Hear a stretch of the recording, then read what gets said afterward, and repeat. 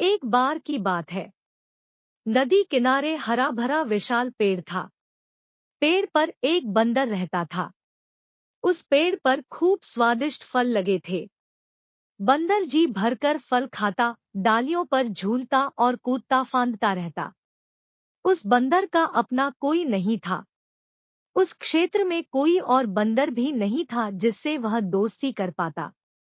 एक दिन वह एक डाल पर बैठा नदी का नजारा देख रहा था कि उसे एक लंबा विशाल जीव उसी पेड़ की ओर तैरकर आता नजर आया।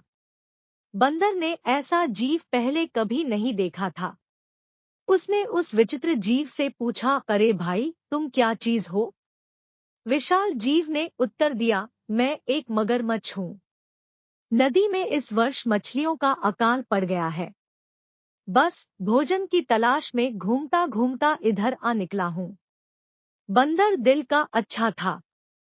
उसने सोचा कि पेड़ पर इतने फल हैं, इस बेचारे को भी उनका स्वाद चखने देना चाहिए। उसने एक फल तोड़कर मगर की ओर फेंका। मगर ने फल खाया।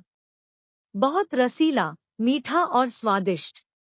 वह फटाफट फल खा गया और आशा से फिर बंदर की ओर देखने लगा। बंदर ने मुस्कुराकर और फल फेंके। मगर सारे फल खा गया और अंत में उसने संतोष भरी डकार ली और पेट थपथपाकर बोला, धन्यवाद बंदर भाई। मगर दूसरे दिन भी आया।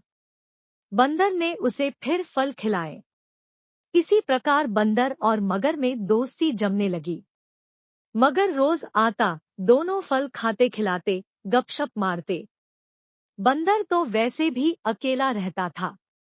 उसे मगर से दोस्ती करके बहुत प्रसन्नता हुई। उसका अकेलापन दूर हो गया। उसे एक साथी मिल गया था। एक दिन बातों बातों में पता लगा कि मगर का घर नदी के दूसरे तट पर है, जहां उसकी पत्नी भी रहती है।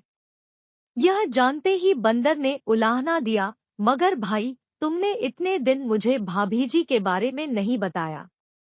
मैं अपनी भाभी जी के लिए रसीले फल देता। तुम भी अजीब निकट्ठू हो। अपना पेट भरते रहे और मेरी भाभी के लिए कभी फल लेकर नहीं गए। उस शाम बंदर ने मगर को जाते समय ढेर सारे फल चुन चुन कर दिए। अपने घर पहुंचकर मगरमच्छ ने वह फल अपनी पत्नी मगरमच्छनी को दिए। मगरमच्छनी ने वह स्वाद भरे फल खाए और बहुत संतुष्ट हुई। मगर ने उसे अपने मित्र के बारे में बताया। पत्नी को विश्वास न हुआ। वह बोली, जाओ, मुझे बना रहे हो। बंदर की कभी किसी मगर से दोस्ती हुई है? उस दिन के बाद मगरनी को रोज बंदर द्वारा भेजे फल खाने को मिलने लगे।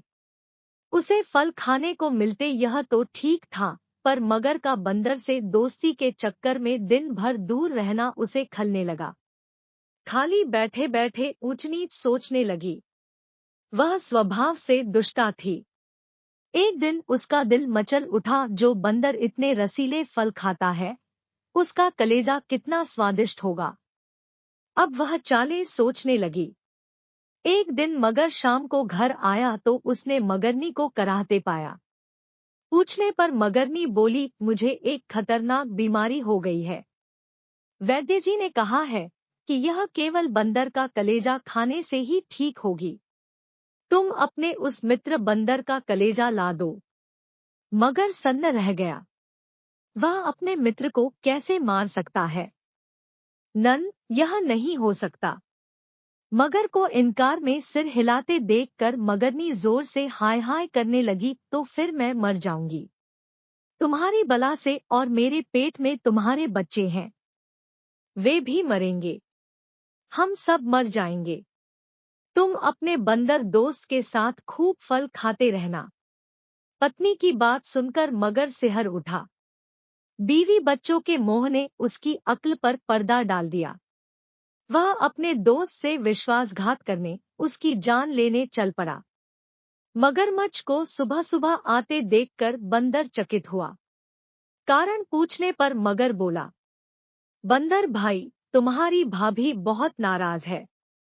कह रही है कि देवर जी रोज मेरे लिए रसीले फल भेजते हैं, पर कभी दर्शन नहीं दिए, सेवा का मौका नहीं दिया। आज तुम न आए तो देवर भाभी का रिश्ता खत्म। तुम्हारी भाभी ने मुझे भी सुबह ही भगा दिया। अगर तुम्हें साथ न ले जा पाया तो वह मुझे भी घर में नहीं घुसने देगी।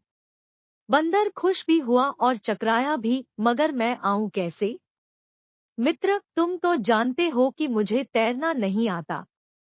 मगर बोला, उसकी चिंता मत करो, मेरी पीठ पर बैठो, मैं ले चलूंगा तुम्हें।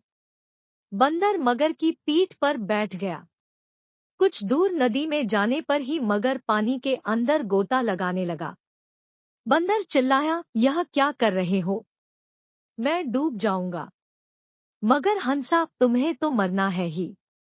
उसकी बात सुनकर बंदर का माथा ठनका। उसने पूछा, क्या मतलब? मगर ने बंदर को कलेजे वाली सारी बात बता दी। बंदर हक्का बक्का रह गया। उसे अपने मित्र से ऐसी बेईमानी की आशा नहीं थी। बंदर चतुर था।